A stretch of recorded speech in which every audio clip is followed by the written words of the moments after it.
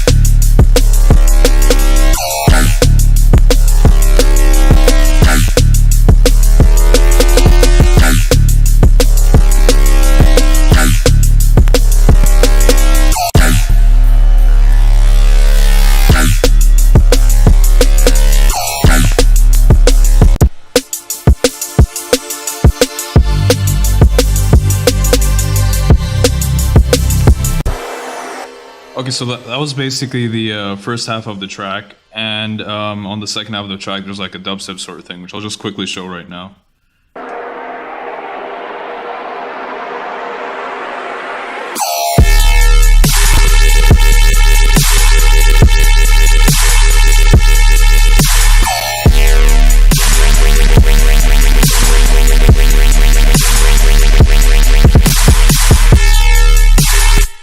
Yeah, so you get the idea. Like at first it's that 175 sort of BPM standard drum and bass kind of thing, except with more bass music type of influenced elements, like dubstep kind of basses and stuff.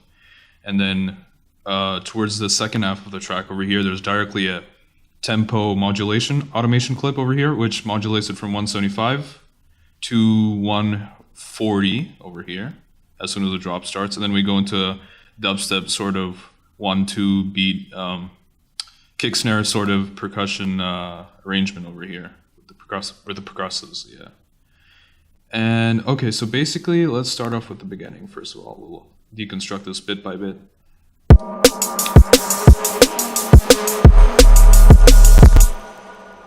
Okay, so the first thing is that, let's look at first thing from the track. Okay.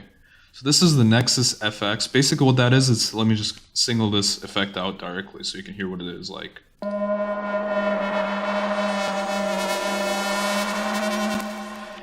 This is basically the effect that drones on for the first half of the track, including the intro and the build-up. And it's just like a sort of ambience kind of sound, which gives the track kind of that, helps with creating that dark sort of atmosphere, which is basically what I'm trying to go for in this drum and bass track. So this exact preset, if you would want to find it in the Nexus bank, is Imprison Monstrosity. It's just at the default settings within the synthesizers, nothing changed. It's at around D6, but it doesn't really matter the note. Like it still sounds the same. Like overall, like you can hear that the octave is exactly the same. Just the note changes. And let's see what processing I've done. So first off, I have basically just rolled off the lows and completely eliminated any sub frequencies that would be in this FX. And basically, I don't want the effects to conflict with the sub bass. Obviously, that's one of the main basics of mixdowns, is when you have high frequency, mainly high frequency things, you don't want them to sort of muddy up the lower end frequencies. Lower end frequencies where your basses are, you want those to be clean and only be occupied by your main basses itself, rather than other sounds, if that makes sense. And so instead of having it just like a sharp cutoff like that, I rolled it off so that it gets that kind of smooth frequency roll off instead of kind of feeling abruptly cut off near the sub area. So yeah, that's just a mix down thing. Then we have Maximus on this, and basically what I've done for this is I've just boosted the highs of the effects, boosted the highs, removed any lows that might have remained, boosted the mids a bit, and just to give it like the sort of mid-range presence. And then I boosted the highs a lot to the max and limited it in post around here. Actually, I've increased it in post because I felt that the highs itself, like without any Maximus processing, I felt that the highs were lacking. I want it to be more crisp. So let's hear how that sounds with and without.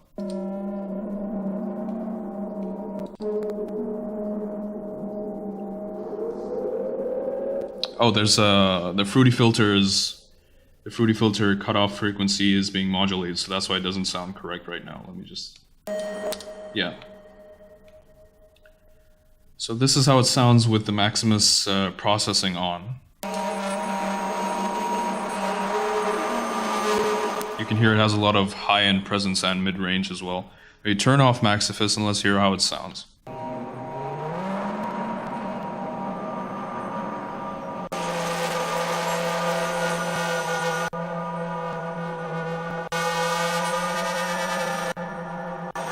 I mean, you can directly hear when I'm switching it on and off that there's a huge difference. It just sounds a lot clearer and more upfront, and yeah, I basically wanted it to have a high-end presence, because in the intro of the track, if you can recall, there is mid-range and sub-elements like the sub-bass over here, the percussion, and you have the kick and snare, which also occupy the low and mid-range, and there's nothing really at the top end, so I wanted at that high-end kind of sparkling kind of frequency range. I wanted this effect just so it could occupy some of it and not make the track feel empty at the intro, where there is none of the dubstep basses going on. And then the Fruity filter, I just automate the cutoff frequency so that gradually brings in the effect at the beginning of the track. You can hear that, how it sounds.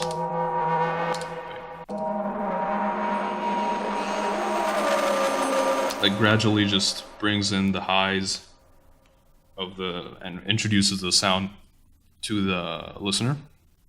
And then for these two limiters, they're just used for compression purposes. Not compression, sorry, side chaining purposes. The first one is for the kick and the second one's for the snare. So the snare has a little bit less aggressive ducking of the sound when the snare comes on, but the kick is a bit harder. Just because I want the kick to have more of a thump, and the snare doesn't, it's already pretty punchy, it doesn't need that much assistance from the side chain. So yeah, that's just your standard method. Basically, if you don't know how to do side chaining like this, like with a limiter, you basically go to the track, like go to your kicks track in the mixer. This is my kick. So basically it's this guy over here. This guy is routed to track 6, which you can see here.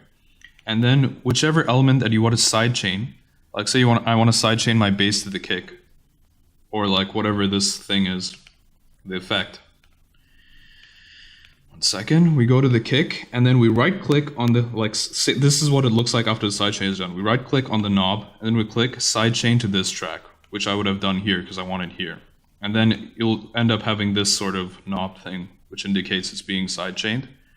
Then you go to your limiter, you open up a limiter on this mixer track, and you set your parameters for the sidechain, basically your threshold and your ratio. I'm sure someone else has, I'm sure like many people have done tutorials more in depth on this, but just a quick explanation. This is basically how hard the thing gets sidechained. This is how low it can kind of get. I'm using very informal terms here because I'm not exactly, I don't exactly know the specifications of the side chaining and how it all works. I just understand by how it sounds. And basically it does what I need it to do, so you can watch a tutorial on that if you need something more in depth. But essentially, yes, that's it. And then, yeah, Let's look at the next element.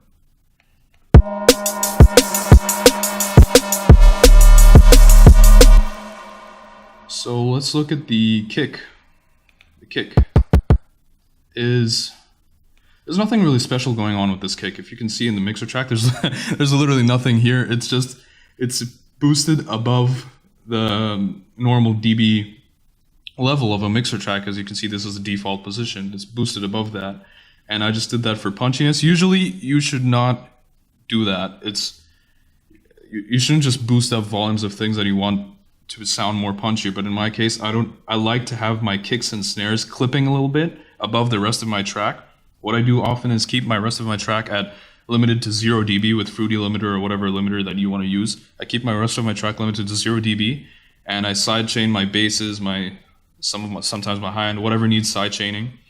And then I leave my kick and my snare to clip, like above 0 dB, maybe even go to plus 3 dB or whatever.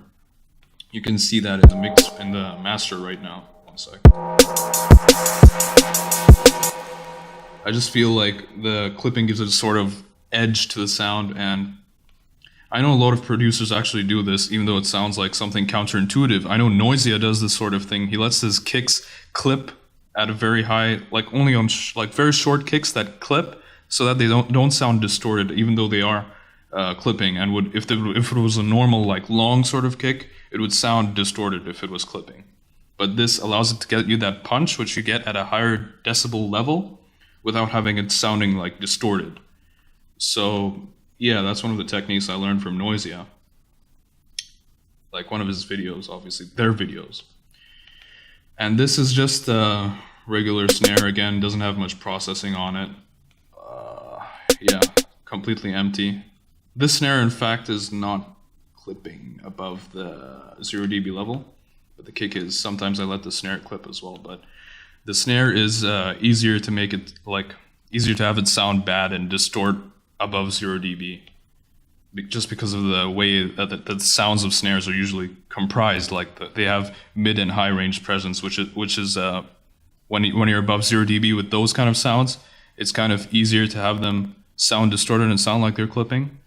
So yeah, honestly, the trick with this, if you want to do this sort of thing, is have very short kicks like this. This is really short.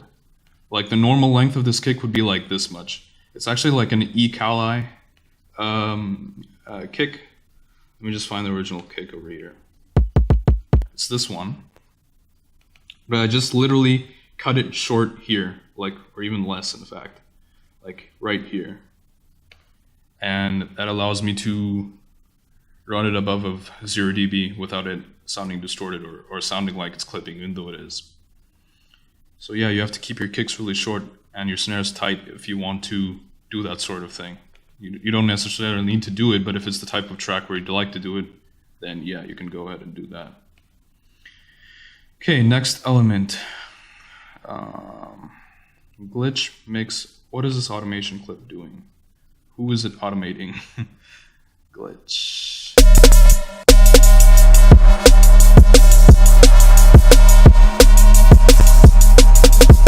I actually think that glitch, I think it's automating one of these percussives, but we can get to that later when it comes. I will tell you now though that this serum, these automations are useless. They're basically from the drop, which I carried over here, but they're not being used as this bass. The dubstep bass is not being used over here, so that's irrelevant. This Nexus pitch automation though, it's basically, I'm copying the same pattern as the drop, but I'm just doing it for the sub bass. Basically, it's only the sub bass playing. I don't want the sounds of the dubstep bass coming in. I just want that low bass. It's literally just this, and I'm automating the pitch down of the sub bass so it matches what the drop sounds like. Because drop also has this pitch gliding down kind of thing. Okay, let's look at the percussives, since I don't think there's anything going interesting on with the sub, or maybe I have a maximizer on it. Yeah, okay, so here there is just okay, I'm just cutting out the high frequencies. Even though it's a sine wave, it doesn't really need that, but just in case. Some kick and snare sidechain, and Maximus is just going to boost up the lows and the mids also, and the high is just where it is. The mid probably wouldn't have made any difference, but whatever, because this is just a low sine wave, but whatever. Let's look at the percussives.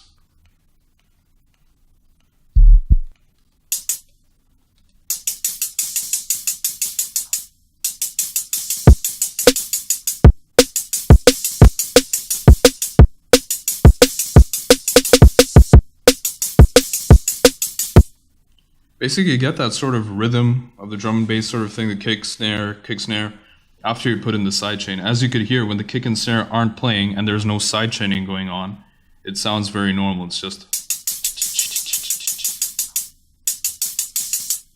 like a normal hi-hat pattern. But once you introduce those sidechaining elements, and the sidechain, it has enough of an impact on the volumes of on the ducking and the volumes of the percussives, then you can hear that sort of rhythm that you're accustomed to hearing in drum and bass sort of tracks. So nothing really interesting going on here. There's a hat loop, which was eventually like originally from like a hip hop sample pack, but like I'm using it for this. It doesn't really matter. It's just a hi-hat loop. Just some reverb going on in that to give it a bit of space. Another loop, and there's actually quite a lot going on here, but compared to the other percussives, but it's really not like, there's just like a glitch effect here, which is what we had over here. Let me hear what it does. I think it's a subtle effect. 1 second.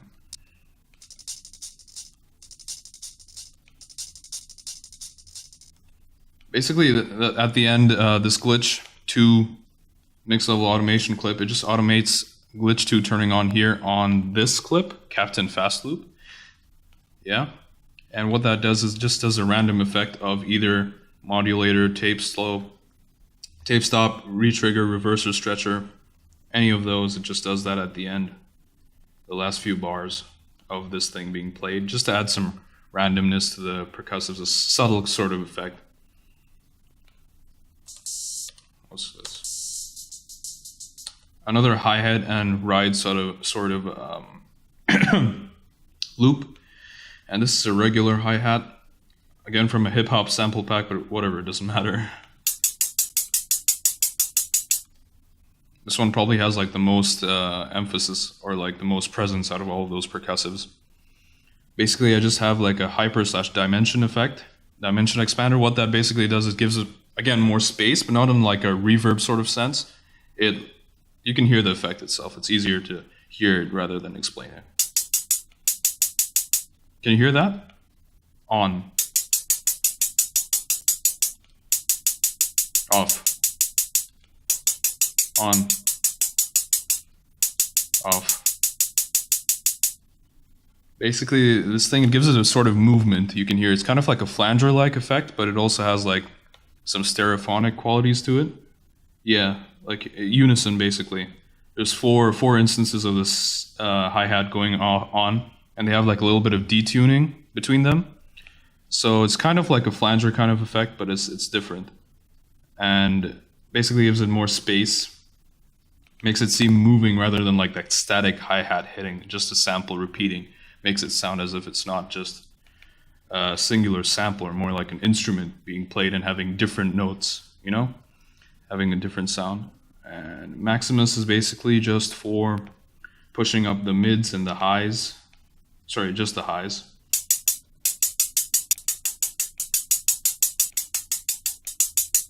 If you'll notice, I use Maximus in almost every one of my tracks. It really brings out the punch and things. And you can really tune it to bring out the punch and clarity and definition that you might want in a certain sound, or mid-range, low-end presence that you might want in another sound. And it's really great. I really wasn't using this until pretty recently. It's one of like it's kind of a basic technique that you should have. But what I did was basically I learned how to make music on my own. I didn't really look at tutorials online on YouTube. I just messed around with FL Studio for years until like I figured it out. So I was missing some of the basic stuff, but yeah, Maximus is really something amazing. And you need to use it to bring out the punch that like professional quality tracks really have. Okay, and this is again sidechain for the kick and snare. Okay, let's go on.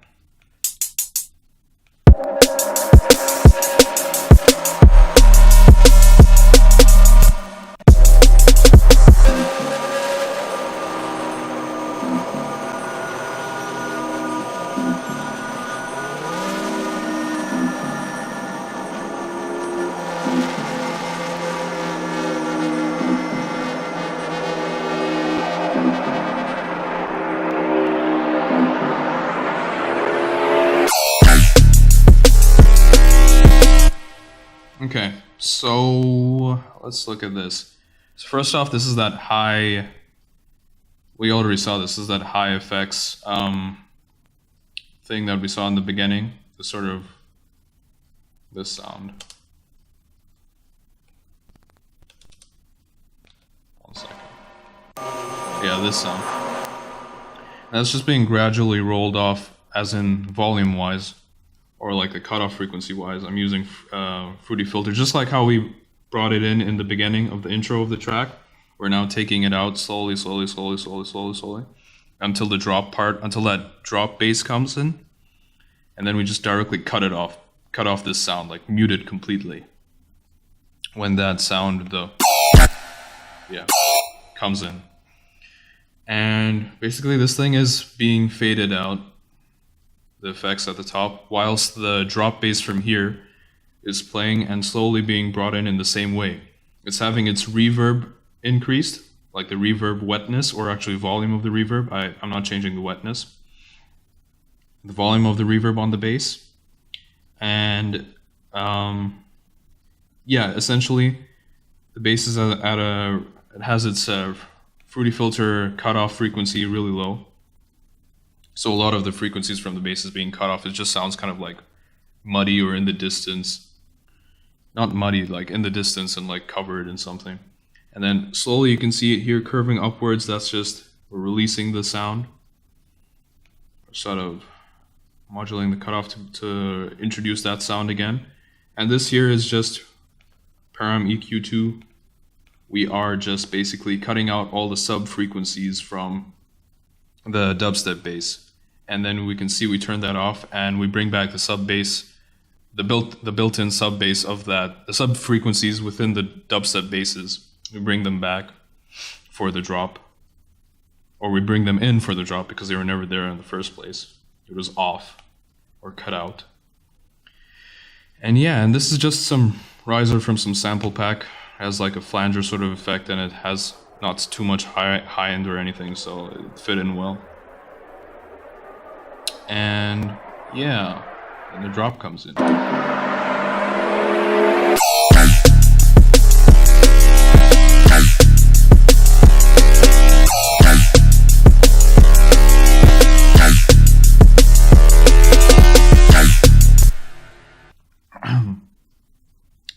Okay, so then the drop comes in, and let's see what's going on first.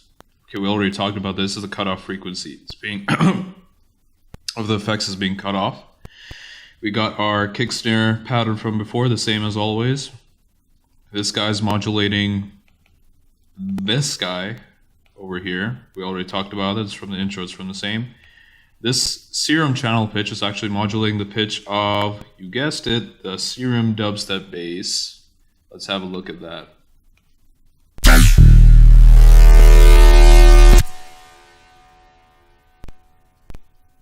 One second.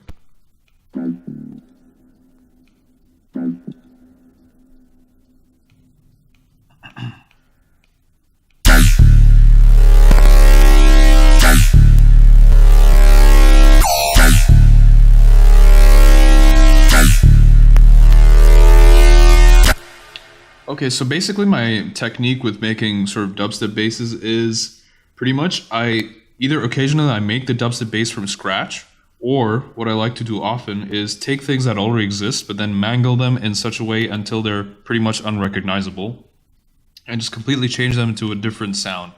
So let's have a look at what I did with this one. So this one came originally, like the original preset that this sound is based off of is something called BA Deadly FM from what's his name? Synth He makes Serum presets. And this came from his free preset pack. Now let's look at the original sound. Let me just add in a Serum. 1 second. The differences and see what I did different or how I changed that sound for my uses. Let me just find it. BA, what is the name? Let's check. BA Deadly FM.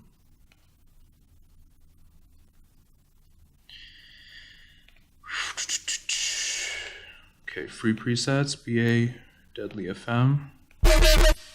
This is what it sounded like before. This is the original preset. This is what the preset sounded like. Like, you know, it's all around the place. It's I mean, it's a good preset. I'm not like putting down the guy who made the presets. He's an excellent sound designer. Synth he's excellent. Even Deadmau5 5 uses his presets, so you know they're really high quality.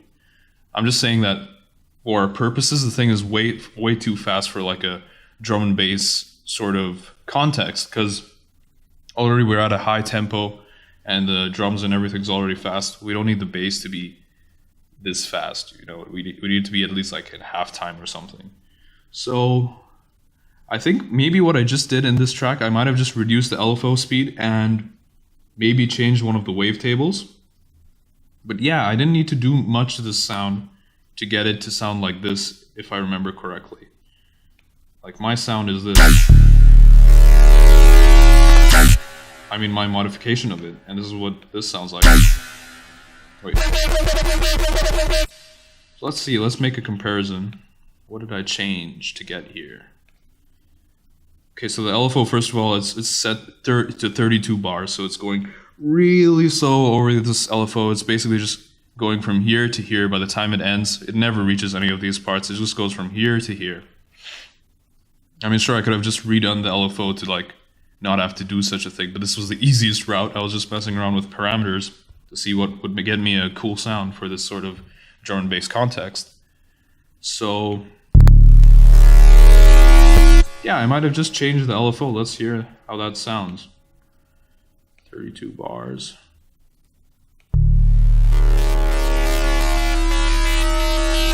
Okay, now we're getting there.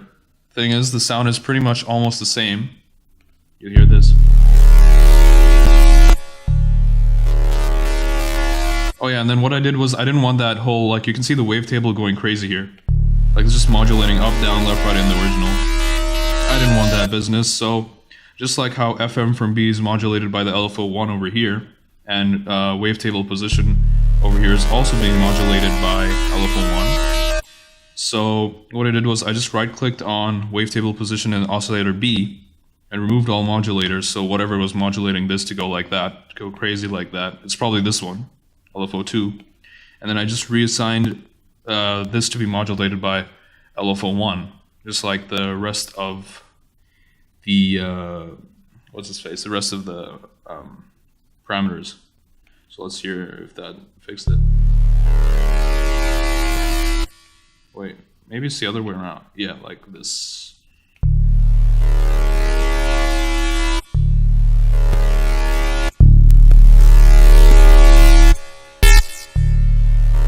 Yeah, so that's pretty much the gist of it. You can hear that there's still some slight differences in the way that the sounds work, but that's just, I might have done some fine-tuning somewhere else to get rid of some weird sounds, or some weird, like, after effects of some parameters being run at such like a slow rate that the original creator didn't really like try to do that for.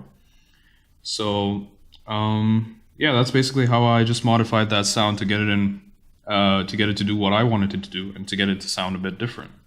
So really, you can see how much difference taking a regular taking a preset of any sort, and then just simply doing your own spin out of it. Like, I just literally changed the LFO speed and the wavetable position being modulated by something else, and I got like a completely different sound, essentially. And it just makes a huge difference. So don't take for granted that, oh, you just have to build everything from scratch. And like, I know a lot of producers have that sort of complex, but honestly, it's not like that. You can take things that already exist, some resources that already exist, and modify them and get your own sound from them and still have your own unique artistic sort of vision with the sound. Because you can hear those two sounds were completely different. And yeah, that's just the way I think. You may disagree, but yeah.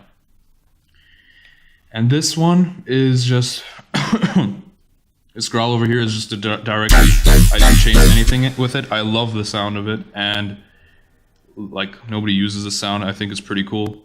It's in Synthradu's Crypt bundle, which is basically a bundle of like a lot of his presets.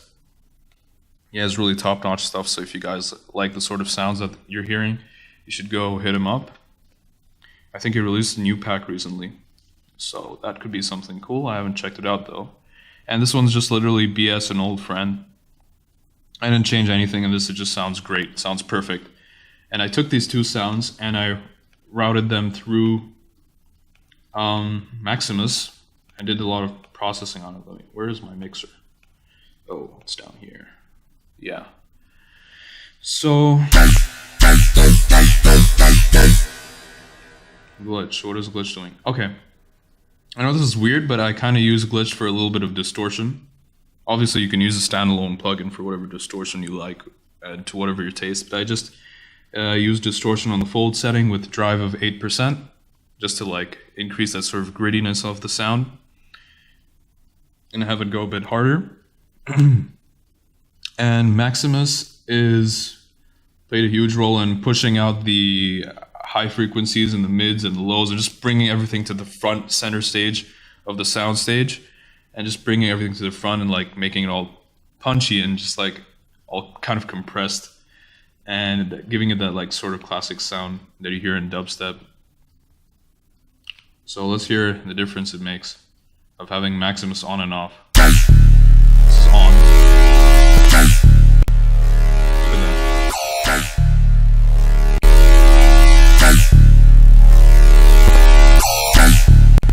You can hear there's a huge difference. First of all, like, what's going on is the lows are being boosted to the max, so all the low frequencies in these basses are just getting pushed up, being pinned to like as high as they can go, 0 dB. The mids are being pushed up a little bit, and the highs are being pushed up a lot because I wanted to have that crispiness that is expected from basically EDM these days. And that really brings out the whole sound of the basses. Okay, let's check what's next.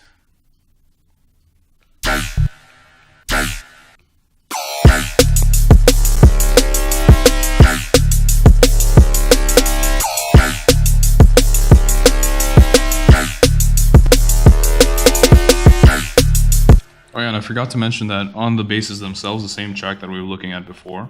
Oh, I forgot to turn on.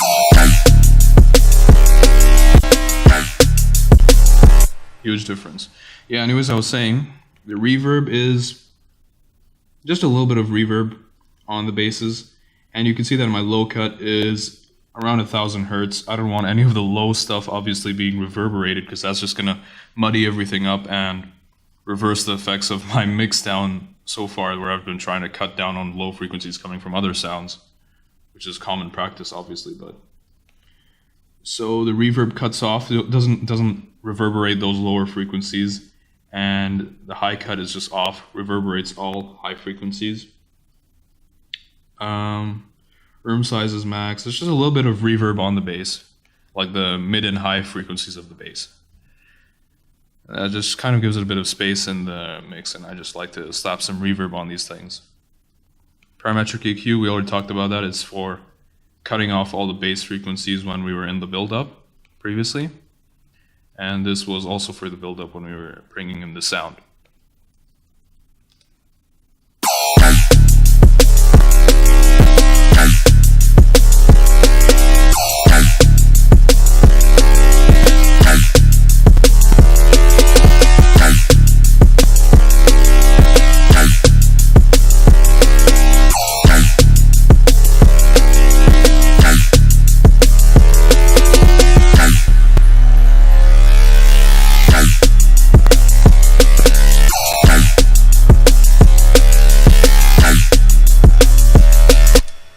can hear that over here the sound changes.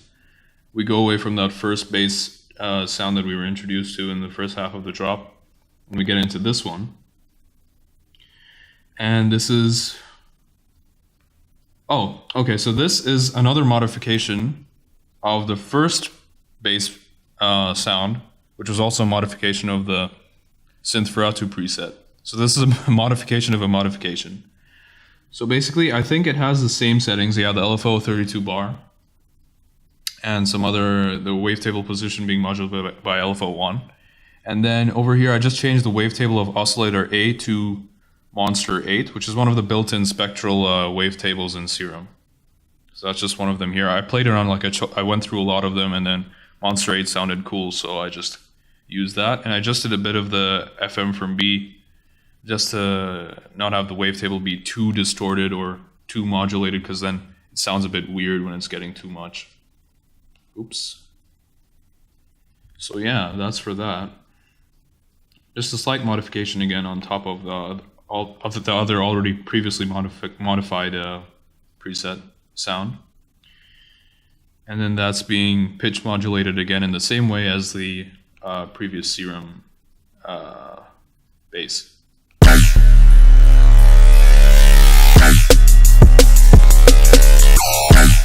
Here you can see we also introduced, when like the second half of the drop happens, we also introduced, what's going on here? Oh yeah, there's a bit of reverb being, like you can hear the reverb increasing as we get towards the, like the bass coming in and all the percussion and everything coming in of the drop, the second half of the drop.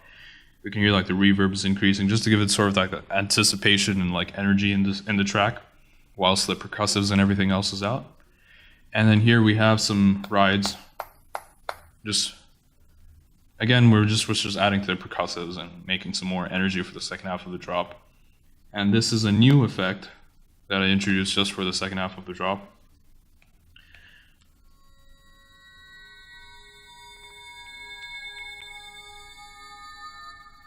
And this is basically a modified version of FX Chaos gates within Nexus. So the original preset doesn't sound like this. Like, it doesn't sound like this. I'll show you what the original sounds like. It has like an arpeggiator on it and like all sorts of like crap going on. So what I did was, first off, I disabled the arpeggiator. Let me just see how I did that. Basically, you open up your preset, you go into mix, and you can look through here. You can disable like certain things until you can stop or disable whatever's modifying the sound in that way. So let's just do it. 1 second.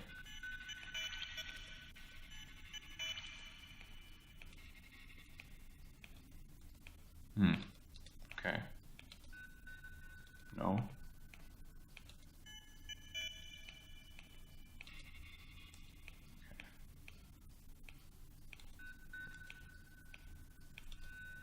Yeah, okay. So TG must be going to some arpeggiator somewhere. Yeah. Oh, sorry, it's a trance gate. Yeah. So it's a sort of gate effect on the sound. I didn't want that. I just wanted it to be a high kind of drone sound. And then that is being...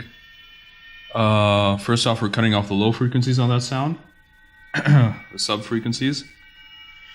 And then we're doing some Maximus processing on it. We're bringing out the highs again, like similarly to what we did with the other Nexus effects. We're pulling back the mids a bit because I just wanted this to have a high presence, and the lows are completely pulled out of the picture. And this is being sidechained by the kick and the snare, as usual. And what is this? This is kind of redundant, but with this I cut out completely the low frequencies, and with this I'm rolling it off. I mean, you could just use one of these, it wouldn't make a difference, but yeah, I'm not going to change it, it doesn't make a difference.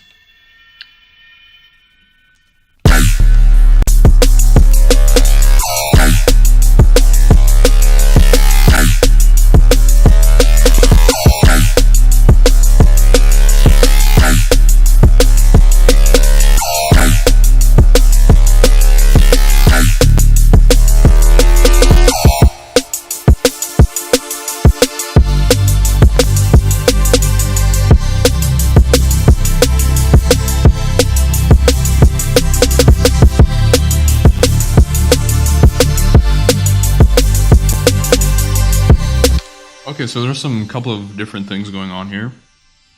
After we're done with the serum basses over here in this drop, we go on to this sort of melody, which is just like a pad.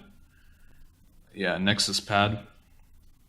Basically, it's this slow and epic preset, but like I turned up the attack a lot, so it takes a long time for the sort of sound to come in compared to like originally. Like originally, this is what it sounds like. Like the sound just almost immediately comes in, whereas with a delayed attack, it takes a while for the sound to come in, and it kind of gives it a nice sound.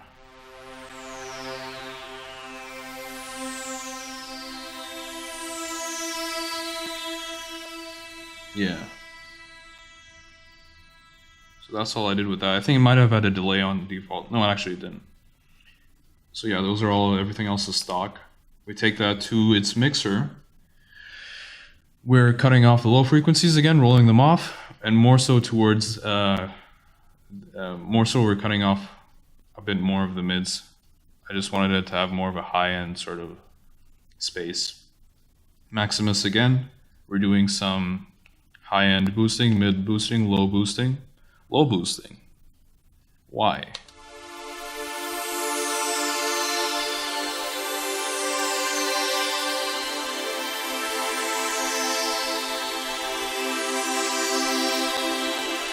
Yeah, this should be off. Really has no reason to have lows.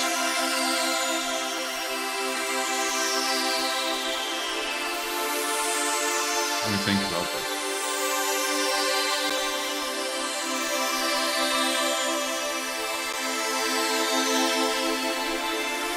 I mean, this pulling up the lows over here kind of counteracts the parametric EQ over here. I mean, since it's done, I'm not going to change it, but there's really no reason to be doing such things. It's kind of redundant. But yeah, you get the idea with Maximus. What I'm usually doing is just boosting the mids, lows, and highs, depending on a certain sound, what I want to do with it or what I want it to sound like. And then we're getting the kick and snare sidechain again.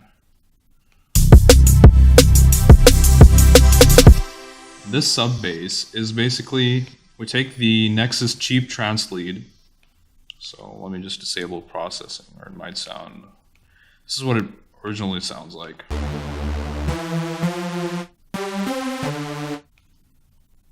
It's exactly what it's named, a cheap trance lead. But when you're playing it at lower notes, like around like D3, E3, or whatever, down there near like the bass sort of notes, it sounds very cool when you cut off the high-end frequencies.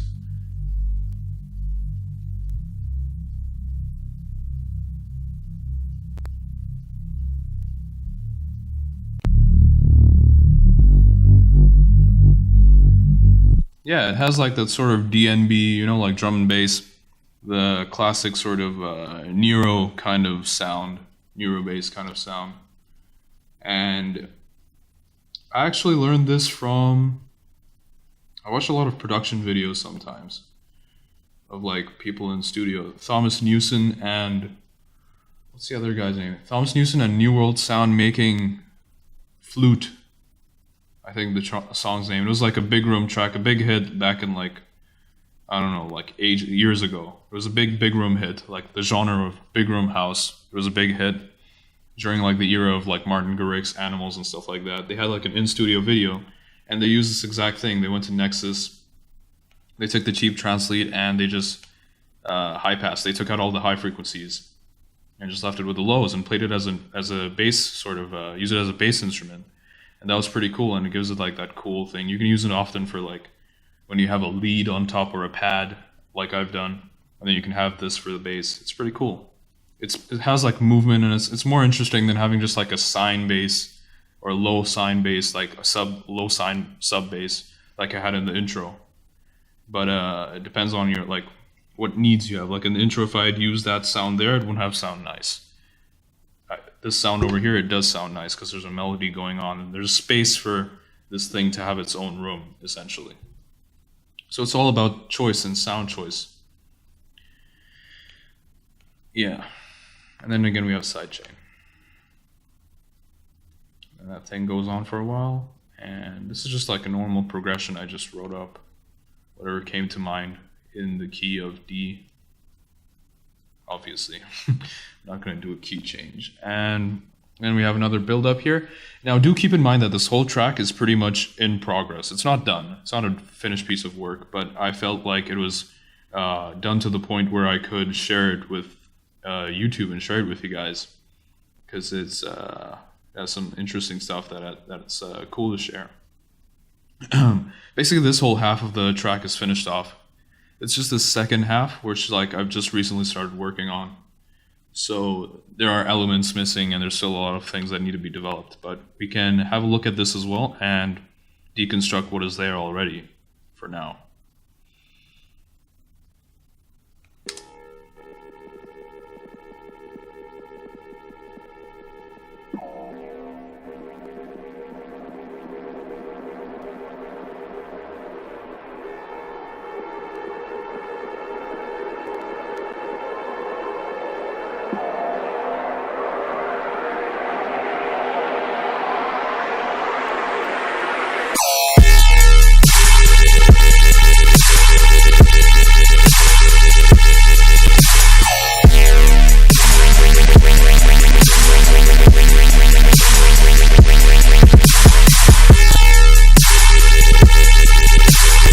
Yeah, so you get the idea of that drop. It has that, I've rearranged the percussives from the first drop, the first drum and bass kind of drop, to just be more linear and be in like that dubstep fashion, dubstep sort of arrangement. We've got the same kick from the beginning of the track, but I swapped out the snare with one of these. One of these bad boys. I think it came from a Skrillex sample pack, Skrillex dubstep sample pack. It's not a sample pack he made, I think. I'm not sure. It's just from some Skrillex sample pack I found on Reddit. I think these snares are like sampled from the tracks, or like they're recreations of the sounds inside those tracks. But like they're really clean. They have no like there's nothing here in the sounds to indicate that they've been extracted from the songs themselves or sampled from the songs themselves, because they're very clean. So I don't know. These snares are just great though, so whatever. I picked them up and I'm using them in this track. And this guy, he does not have any processing going on whatsoever, just like the first snare. Okay. And obviously we're sidechaining everything here to the new snare as well as the kick, as was before. So let's look at the new bass that we have here. Wait. What's going on?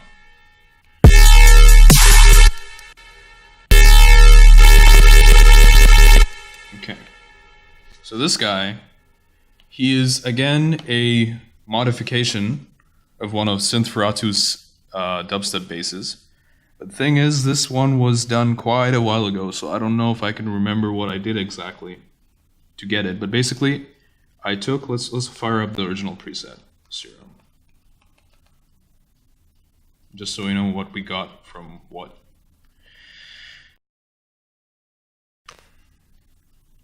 BS sequence FM strikes back. Okay. I think I can search this. FM strikes back. Wait. Yeah, this is the original sound. As you can hear, it sounds really different from the original, from my sound, my modification of the sound. Basically what's going on, it's using the same LFO pattern because I like that. It's cool. I just kept that. I think I changed the wavetable and the octaves of some of the oscillators. See, I'm not sure because I've done this a while ago, so.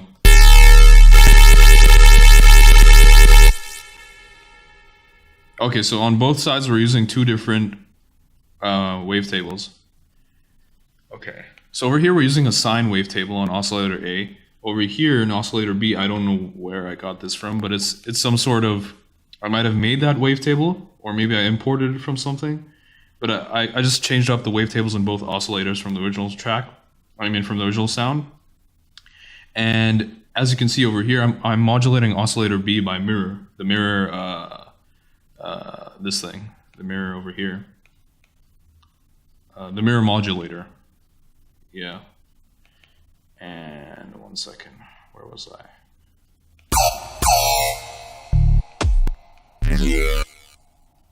Yeah, so over here in the original sound from Synth4.2, you can see that the oscillator B isn't being modulated whatsoever. So I just introduced that a bit for more movement and to make the sound a bit more interesting. It actually sounds a lot like my version of the sound sounds a lot like the kind of sounds you'd hear in something like Dubstep kind of stuff, but like it's cool. It's cool and I like it, so I'm gonna use it. So I changed the two wavetables, and I might have changed something else. Yeah, FM from B. Kind of changed where it starts and where it goes. Or actually, it stays at the same point. This guy.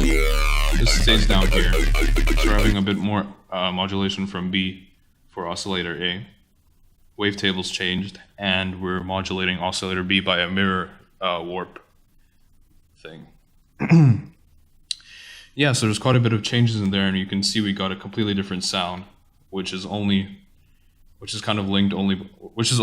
you can see the similarity between them by like the LFO pattern of it. Like otherwise you wouldn't even have thought like it's the same sound. So yeah. And let's see the processing on this.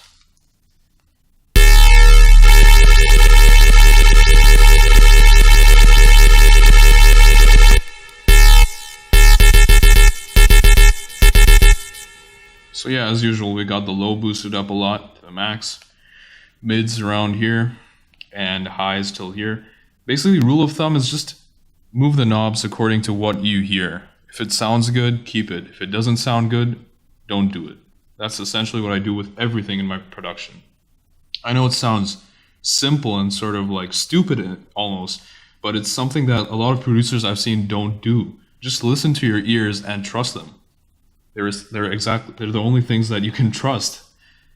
So you just gotta carve your own vision for the song and produce the song according to that vision.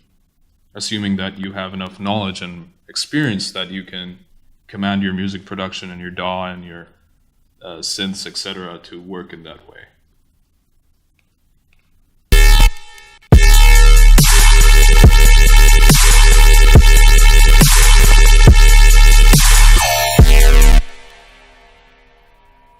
And that's just the effects we had from before. Yeah, and then we're pretty much done. Like this stuff is all unfinished. It's just a repetition of these parts over here, but with dubstep percussives. So yeah, that's pretty much it. Thanks for watching, guys, and thanks for tuning in to my first episode of this series. And if you guys have any suggestions, like you can check out my SoundCloud page, and if you have any like songs on my SoundCloud page that you'd want me to review and like open up the project file and sort of do the same thing as I did here, then I'd be willing to do that for sure. Just drop a comment down below and let me know which songs you guys would be interested in me reviewing and showing like how it was made.